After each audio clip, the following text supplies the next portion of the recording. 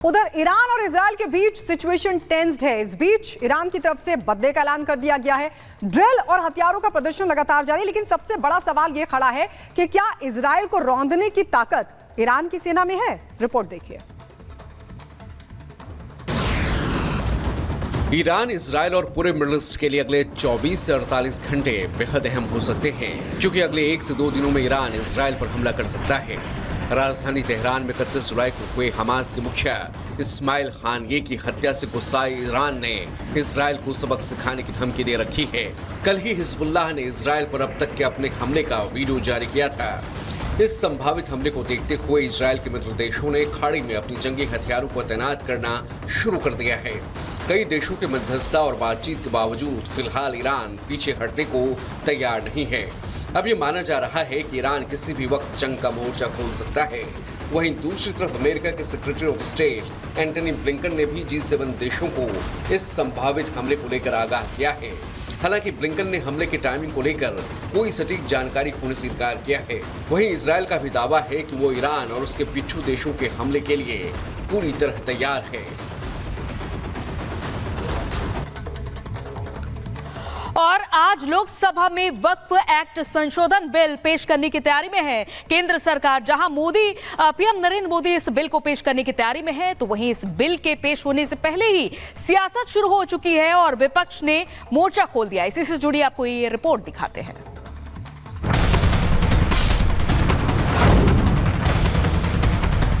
ये सरकार वक्फ की प्रॉपर्टी को हड़पना चाहती है। बीजेपी शुरू से वक्फ बोर्ड और वक्फ की प्रॉपर्टीज के खिलाफ रही है। मुसलमान भाइयों को कैसे उनके अधिकारों को छीना जाए। भारतीय जनता पार्टी जो जनता के हित में जो निर्णय करती है उसको लागू करती है।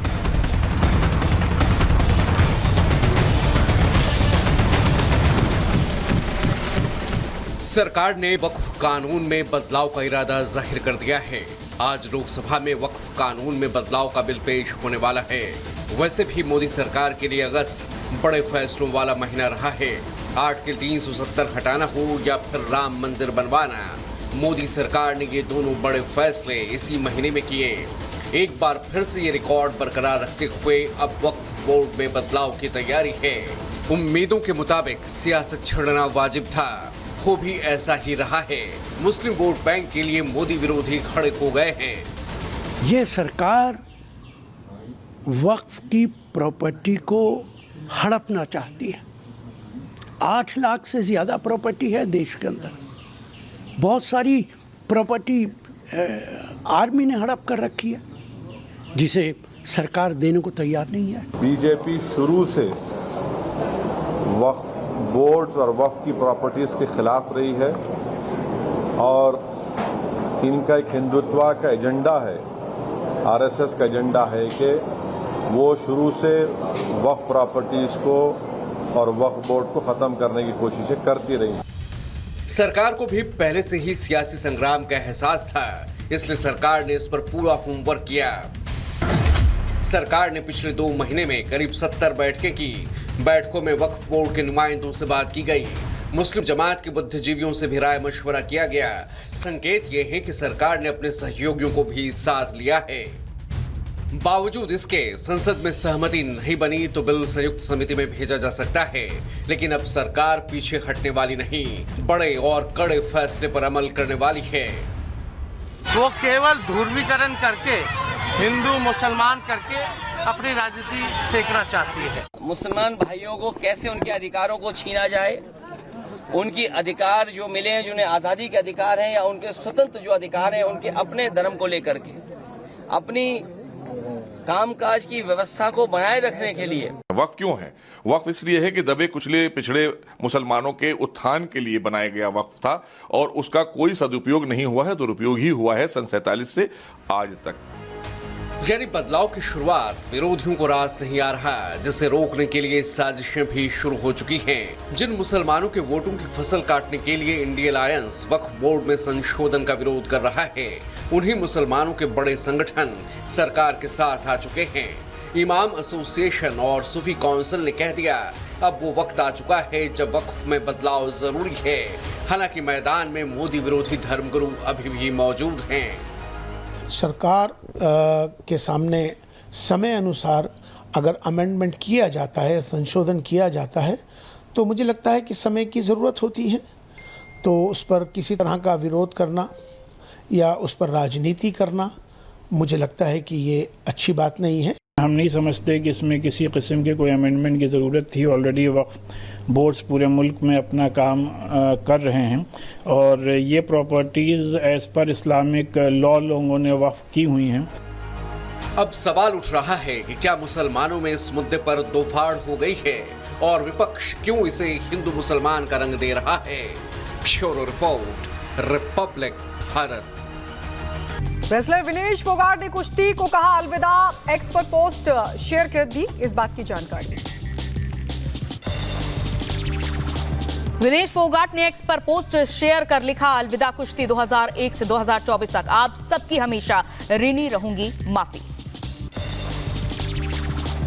वक्फ बोर्ड संशोधन बिल को लेकर सियासत हुई तेज, आज लोकसभा में वक्फ बोर्ड संशोधन बिल पेश किया जाएगा।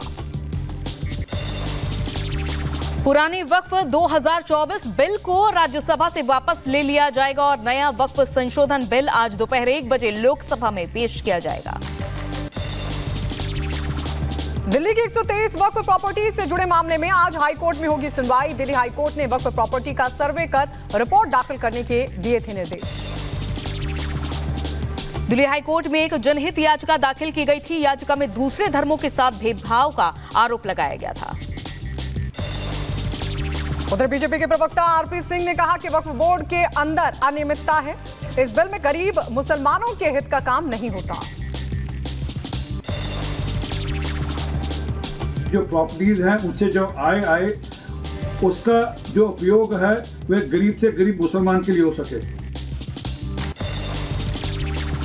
पाकिस्तान की मैंगो डिप्लोमेसी एक बार फिर से सुर्खियों में। पाकिस्तानी उच्चायुक्त ने भारत के 7 सांसदों को भेजे आम।